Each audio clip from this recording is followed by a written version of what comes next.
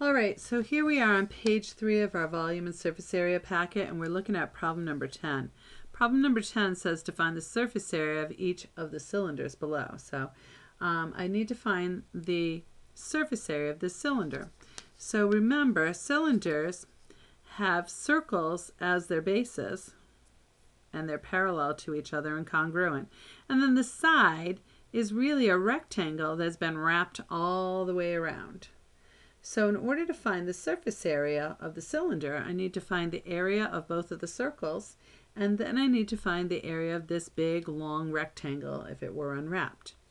So to find the total surface area of the cylinder, I'm going to take twice the area of the base, which is the circles, so twice the area of the circles, and then I'm going to add the area of the rectangle.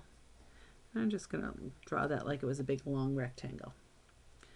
All right, so to find the area of the circle, we know that that is pi r squared.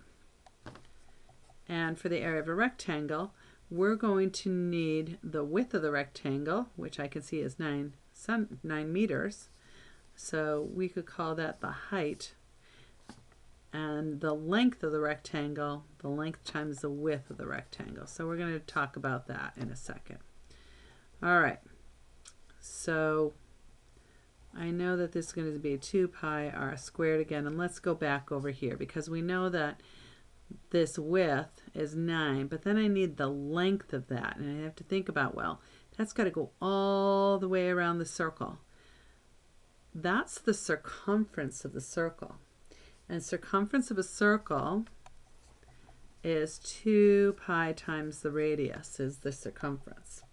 That's going to be the length of my rectangle. So I need 2 pi times the radius, that's the length of the rectangle, times the width of it, or the height, whatever you want to call that. All right, we probably should have called it the height. 2 pi r h. That's a formula you'll see right up here in the other corner. So let me change my w's to h's if you guys don't mind right now.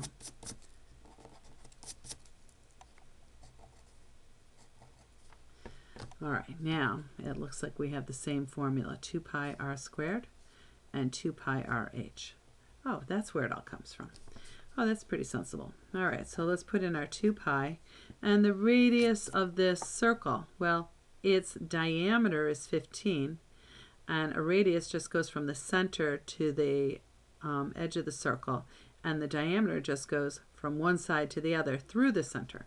So the radius has to be half of the diameter. So this would be 7.5 meters, and we're going to square that. And then we're going to add in 2 pi and my radius again, 7.5 meters. And then that height of the cylinder, because it's not laying on its base, 9 meters. All right, 7.5 squared is 56.25. And I'm going to multiply that by 2 right now and say that that's 112.5 pi meters squared. And 7.5 times 2 was 15. 15 times 9 is 135 pi meters times meters squared. 112.5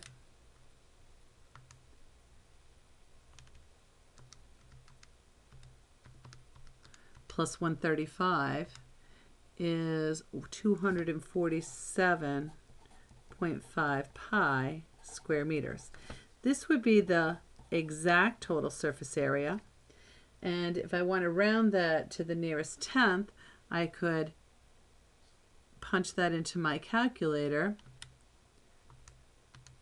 using the pi button, and I'm going to get 777,777.54418. And since the number after the 5 is 4, I'm going to truncate and leave it at 5 square meters. 777.5 square meters.